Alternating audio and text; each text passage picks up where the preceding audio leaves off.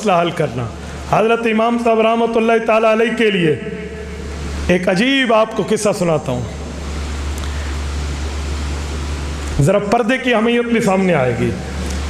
ایک شخص کوفہ آیا امام صاحب کے شہر میں، بیوی کو پردہ نہیں کرا رکھا تھا، بیوی پردے میں نہیں تھی، نہایت حسینہ اور جمیلہ ہے، اس کے حسن کے فوارے پھوٹ رہے ہیں۔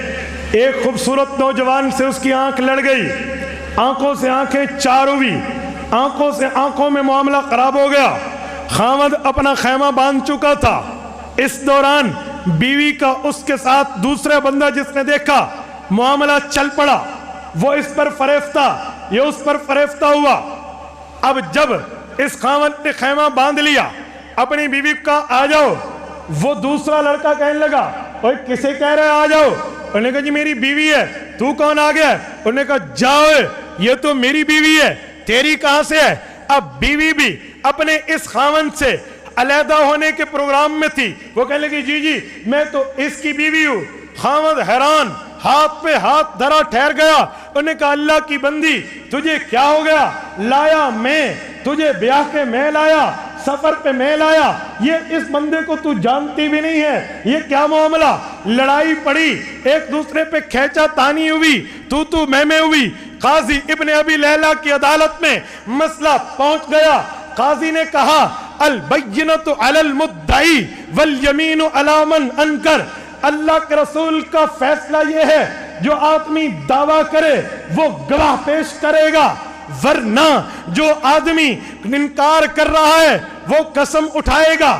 پہلے مدعی سے گواہ مانگیں گے، وہ بچہ جو خوبصورت اس بچی کو فریفتہ کر لیا تھا اس نے جھوٹے گواہ پیش کر دیے۔ اب جب گواہ پیش ہو جائیں تو قاضی کیا کرے؟ وہ تو مجبور تھا۔ قاضی لکھنے لگے کہ یہ اسی کی بیوی ہے۔ اصل خاوند پھر بھی نامراد ہو کر باہر نکل رہا۔ امام ابو حنیفہ اس وقت عدالت میں گھسے تو اس خاوند نے روتے ہوئے کہا آپ بڑے بزرگ لگتے ہیں، آپ اس قاضی صاحب کو بتائیں، میں اللہ کی قسم کھاتا ہوں جو مجھ سے ثبوت مانگتے ہو لیکن اس دھرتی پر میرے پاس ثبوت نہیں ہے، میں تو یہاں مسافر اور اجنبی ہوں، میری گواہی کون دے گا؟ میں تو دوسرے شہر سے آیا ہوں، اگر صبر کرو میں گواہ لاؤں گا۔ لیکن اب کیا ہو سکتا تھا؟ امام صاحب نے قاضی سے پوچھا فیصلہ تو نہیں لکھا؟ انہوں نے کہا جی نہیں لکھا۔ امام صاحب نے کہا صبر کرو، اس پر تھوڑا سا غور کر لیتے ہیں۔ کچھ ٹائم بیٹھے، سوچا، دونوں کی باتیں سنی، قرائن کو دیکھا، حالات کو دیکھا، اشاروں کو دیکھا، وے آف دا ٹاکنگ، گفتگو کے طرز کو دیکھا، فرمایا مسئلہ حل ہو گیا۔ آپ کا خیمہ کہاں ہے؟ انہوں نے کہا جی کوفہ کے فلاں کنارے پر۔ انہوں نے کہا جی ٹھیک ہے۔ امام صاحب نے قاضی سے کہا کچھ محلے کی عورتیں اگر آپ کی فیملی کی ہوں یا کچھ اور ہوں ذرا بلواؤ۔ ان گواہوں سے کہا اپنے گھر کی خواتین 2 4 5 بلواؤ، میں آپ کو ایک ترکیب بتاتا ہوں۔ ان نے کچھ خواتین بلوائی اور یہ عورت جو خاوند سے دھوکہ کر چکی تھی اسے بھی ساتھ لیا۔ ان عورتوں کو ساتھ لے کے امام صاحب اس کے پہلے خاوند کو لے کر پھر ساتھ وہاں خیمے پر پہنچے اور خیمے کے اندر جانے کے لیے اصلی خاوند کو کہا آپ اکیلے اس خیمے میں جاؤ، اگلا کام میرا ہے۔ وہ چلا گیا۔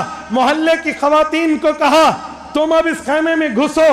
جب محلے کی عورتیں اس مسافر کے خیمے میں گھسنے لگی، کتا ان پر بھونکنے لگا۔ جو کتا ان مسافرین کے ساتھ آیا تھا، خیمے والوں مسافر کے ساتھ آیا تھا، وہ کتا یکایک بھونکا۔ امام صاحب نے کہا باہر نکل آؤ۔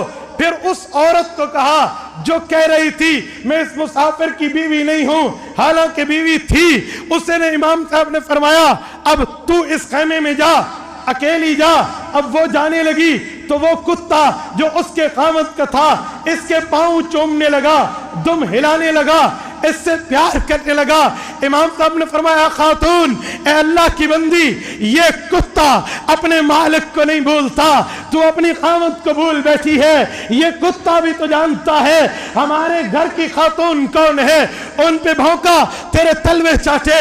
وہ عورت بالکل شرمندہ سی ہو گئی، پانی پانی ہو گئی کہ مجھے معاف کر دو، میں نے غلطی میں یہ کام کیا ہے۔ اندازہ لگائیں کس حد تک اس کا عقل کام ہوا، اور آج سے 1300 ساڑھے 1300 سال پہلے کی بات کر رہا ہوں۔